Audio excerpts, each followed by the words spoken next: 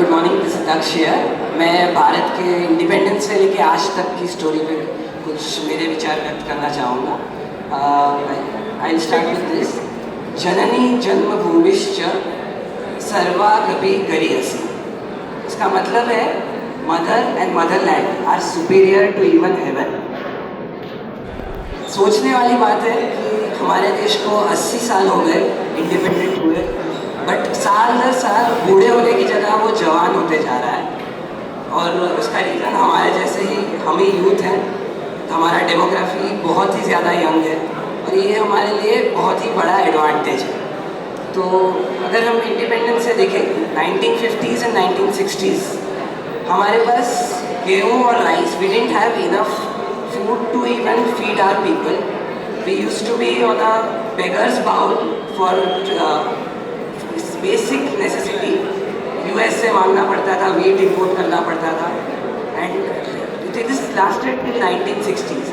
हालत ऐसी थी कि हमें कोई भी छोटा, अगर हम कुछ और अपना आइडिया इम्प्लीमेंट करना चाहते हैं, जैसे हमें हमारे न्यूक्लियर बॉम्ब्स या हमें हमारे लिए न्यूक्लियर एनर्जी यूज़ करनी है, तो हमें यूएस का अप्रूवल चाहिए। अब यूएस कहेगा कि हम इसका खाना ही रोक देते हैं। इस तरीके की हालत से आज we are the world's largest exporter of rice.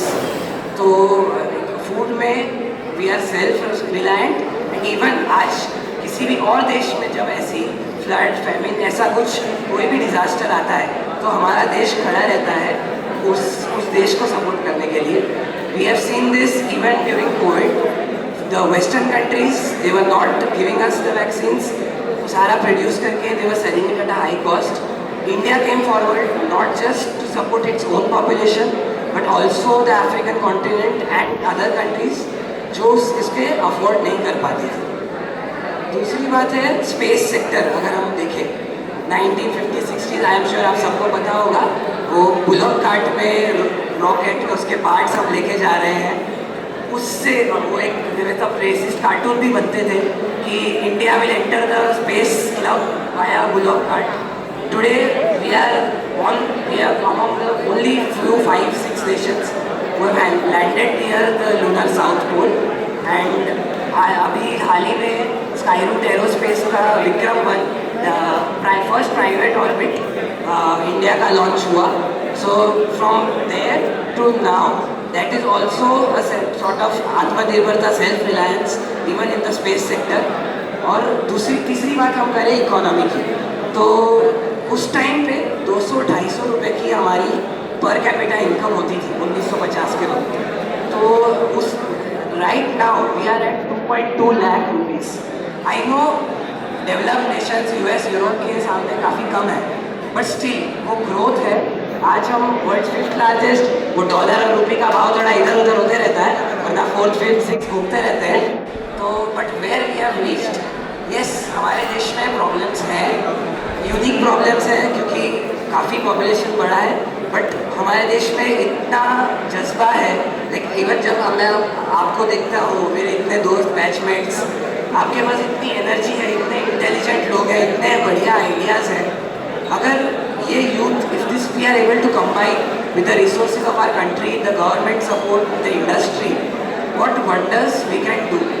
तो एक और चीज़ है कि हमारे देश के प्रति आउटलुक, हम ग्रो तो कर रहे हैं, पर मैं काफ़ी टाइम जब दोस्तों से बात करूँ या सोशल मीडिया में पढ़ूँ, जैसे अगर हमने कुछ 6-7 मेडल्स जीते ओलंपिक्स में, तो the next comment will be कि भाई चाइना ने तो 100 मेडल जीते, हम क्या कर रहे हैं।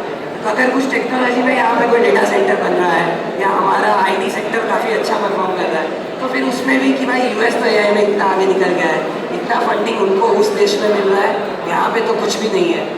सो बात ये है कि हाँ, सब ऊंचा एम तो करते हैं, बट क्या हम अपने उन छोटे छोटे अचीवमेंट्स को सेलिब्रेट ना करें। हम जैसे अगर मैं जेई से कोरिलेट करूँ, आई एम श्योर सब एकदम टॉप रैंक के लिए एम करते हैं, बट वो जहाँ भी एंड में जाके आते हैं, हम उसको भी, क्योंकि हमने हमारी पूरी मेहनत लगन से वो पाया है, तो हम उसे भी सेलिब्रेट करते हैं। तो मेरा यही मानना है कि we should be proud on a nation where it has reached. I am sure इसके आगे भी बहुत आगे जाने वाला है और ये हमारे कंधे पे है। 20 साल बाद 2047 में जैसे विकसित भारत अगर आप प्रोजेक्शन देखोगे तो इकोनॉमी में हम थर्ड या सेकेंड ऐसे दिखाए जा रहे हैं, बट हम फर्स्ट नहीं पहुंचेंगे, ऐसा उनका प्रोजेक्शन है। बट आई बिलीव हमारा ये जो हमारा ही जनरेशन है इसी के कंधों पे है, and we are more than capable enough कि हम इकोनॉमी में भी फर्स्ट पहुंच सके, दुनिया में भी द वर्ल्ड्स लार्जेस्ट, और हम दुनिया को दिखा सकते हैं कि जैसे यूएस या यूरोप बिहेव करते हैं कि अपनी दादागिरी दूसरे देशों में चलाना, ऐसा नहीं, सबको साथ लेके भी आगे बढ़ा जा सकता है। इसकी मिसाल हम बन सकते हैं। कोई भी रेस हम भागते हैं, we run any race, it is always for the gold medal, we never run for silver और bronze, we celebrate that if we win, but we run for gold. So I believe 2047 तक अगर हम सब ठाने together, it is possible, our nation can reach at the top. बाकी I would like to end with this, it is 5 years पहले से actually हमारे PM की कोयल है, यही समय है, सही समय है, भारत का अनमोल समय, यही समय है, सही समय है, भारत का अनमोल समय, असंख्य भुजाओं की शक्ति है, हर तरफ फैली देश की भक्ति है, उठो तुम तिरंगा लहरा दो, भारत का भाग्य फहरा दो। थैंक यू वेरी मच, जय हिंद।